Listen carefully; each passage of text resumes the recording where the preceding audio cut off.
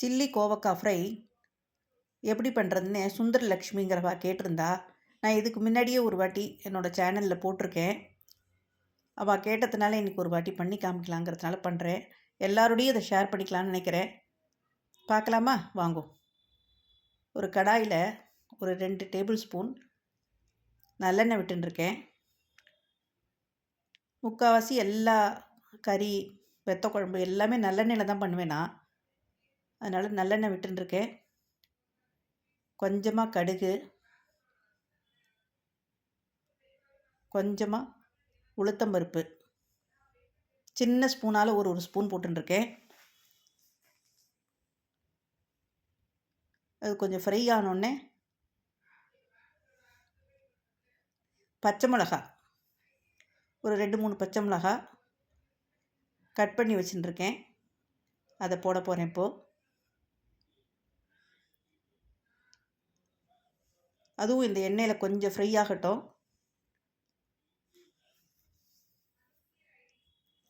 அதுக்கப்புறம் கொஞ்சம் மஞ்சப்பொடி, ஒரு 1/2 ஸ்பூன் மஞ்சப்பொடி. எல்லாமே சின்ன ஸ்பூன் தான் வச்சுட்டுருக்கேன்னா அதில் தான் போடுறேன்.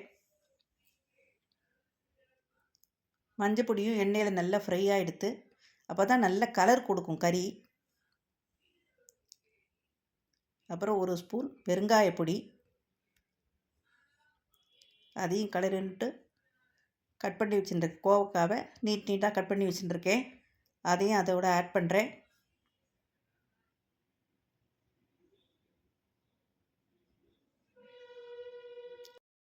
கோவக்காயில் எல்லாம் மிக்ஸ் ஆகிற மாதிரி கலரி விட்டுக்கோங்க. அதுக்கப்புறம் அதுக்கு தகுந்த மாதிரி உப்பு போட்டுக்க போகிறேன்.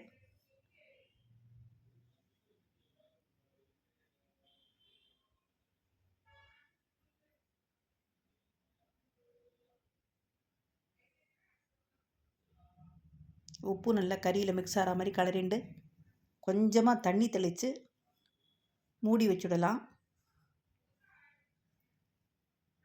ரொம்ப தண்ணி விட்டுறாதீங்க, கொஞ்சமாக தெளித்து விட்ருக்குங்கோ.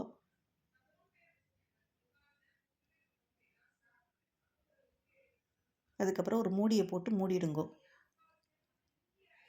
ஒரு 5-10 நிமிஷத்துக்குள்ளே வெந்து போயிடும். இப்படி நடுப்புற ஒரு வாட்டி எடுத்து கலரி பார்க்கலாம்.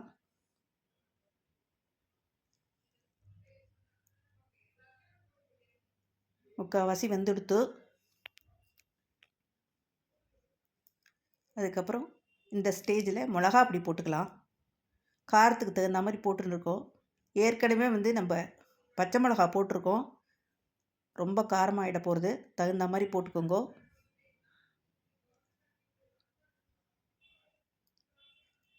நான் கொஞ்சம் அரிசி மாவு போடுறேன். இப்போ 1 ஸ்பூன் அரிசி மாவு போடுறேன். அப்போ தான் நமக்கு கரன்னு நல்லா க்ரன்ச்சியாக கிடைக்கும். நீங்கள் கடலை மாவு யூஸ் பண்ணிக்கலாம். கடலை மாவு என்கிட்ட இல்லை, அதனால் நான் அரிசி மாவு போட்டிருக்கேன்.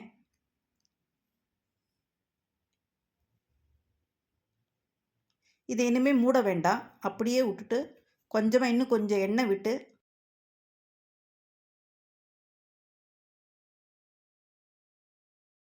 இப்போ நல்லா கலரிட்டு அப்படியே விட்டுருங்கோ.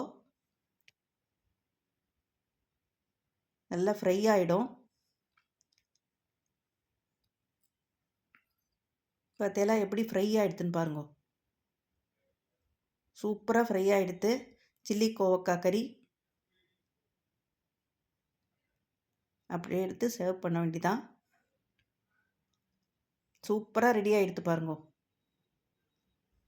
நீங்களும் இந்த மாதிரி ட்ரை பண்ணுங்க. ரொம்ப சிம்பிள் இது பண்ணுறது. தேங்க்யூ.